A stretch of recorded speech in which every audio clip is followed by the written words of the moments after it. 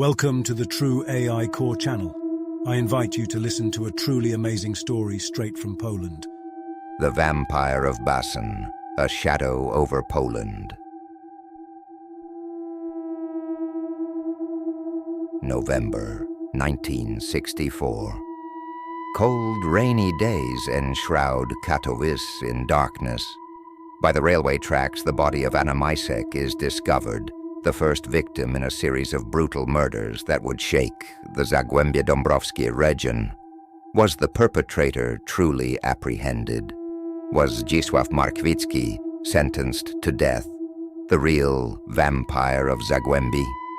This story takes us into the dark recesses of Polish criminology, where facts intertwine with speculation, and victims disappear into the shadow of doubt. On a gloomy November evening, policeman Józef Nowak walks near the tracks in Dąbrówka Mała. His flashlight illuminates something unusual, the shattered skull of a woman. Anna Misek lies face down, her clothing partially torn. Fear invades the minds of locals, but authorities treat it as an isolated act of violence.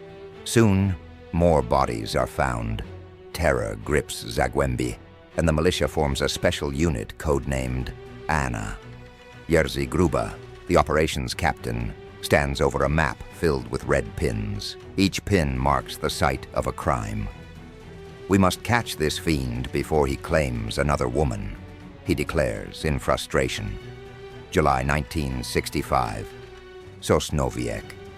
During a patrol, a policeman sees a fleeing man. Minutes later, he finds Jadwiga Zygmunt, brutally assaulted but still alive. She dies in his arms. "It had to be him," the officer exclaims, vowing to catch the culprit. July 1965. Darkness envelops Łagisza. Eleonora Gąsiorowska walks home alone when she hears footsteps behind her. She quickens her pace, but the man is already upon her. Suddenly, darkness falls. A heavy blow from behind knocks her to the ground. Miraculously, she survives, and her account provides the militia with the first description of the attacker. "He was a short man, left-handed. He had strange eyes," she recounts from her hospital bed. August 1965. More attacks shock Zagłębie.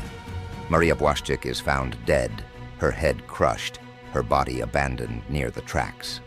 Authorities, in panic, introduce protective measures. Women are forbidden to walk home alone, and factory buses run late into the night. They say he wants to kill 1,000 women for Poland's millennium. Rumors ignite the imagination of residents. October 1966. Sosnowiec awakens to shock. Jolanta Gierek, the 18-year-old niece of Edward Gierek, is murdered. Her body is found in a river, mutilated and naked. This attack becomes a turning point. Political pressure on the militia reaches a boiling point. Operation Anna intensifies, with female officers used as decoys. Winter 1967. The Anna unit changes its strategy. American profiling specialists join the effort, and officers disguised as women patrol the streets. Jerzy Gruba cannot hide his frustration. "With such terror, this fiend is always one step ahead of us."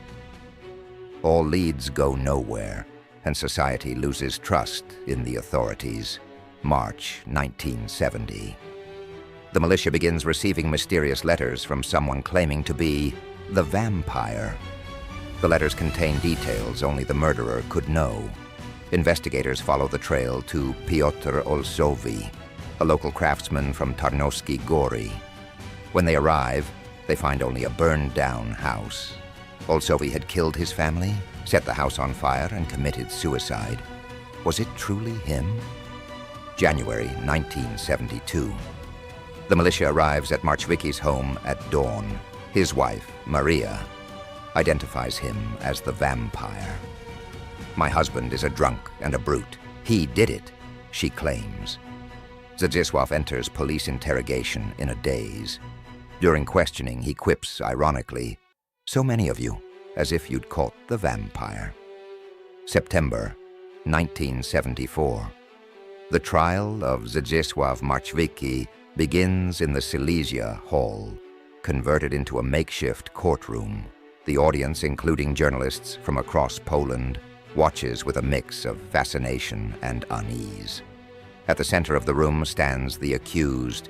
The prosecutor declares, "Marchwicki, a murderer of women, the beast of Zagłębie." As the trial progresses, doubts emerge. Much of the evidence is circumstantial.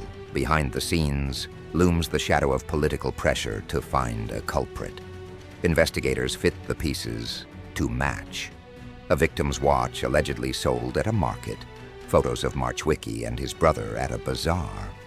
Maria Marchwicka accuses her husband, citing his violent nature. Their children recount family arguments. Yet external witnesses change their stories, confusing details. Marchwicki's lawyer states, "This is a show trial. It's not evidence but political pressure convicting my client." April 1977. Zdzisław Marchwicki is sentenced to death. The sentence is carried out in a police garage in Katowice. The public is torn between relief and doubt. Was the true vampire really caught? In later years, books and documentaries shed new light on the case. Did politics and societal pressure dictate the outcome? The evidence was insufficient. His guilt was never conclusively proven, says one disgraced investigator.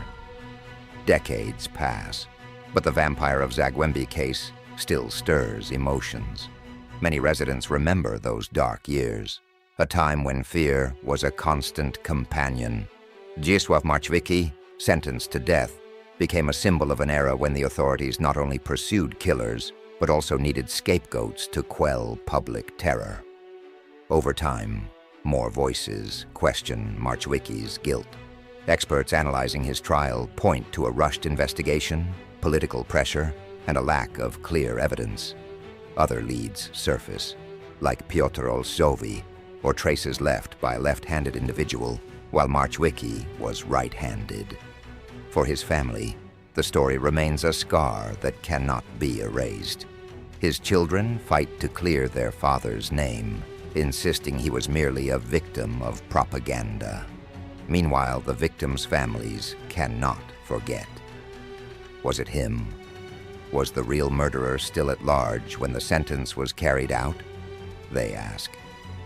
The shadow of doubt lingers over Zagłębie, a persistent reminder of the imperfections of justice. The case of the Vampire of Zagłębie is etched into Polish history, not only as one of its bloodiest episodes, but also as a cautionary tale. Questions about truth, justice, and societal pressure remain unanswered, while the echo of Zdzisław Marchwicki's final words still resonates. What difference does it make if I'm the murderer?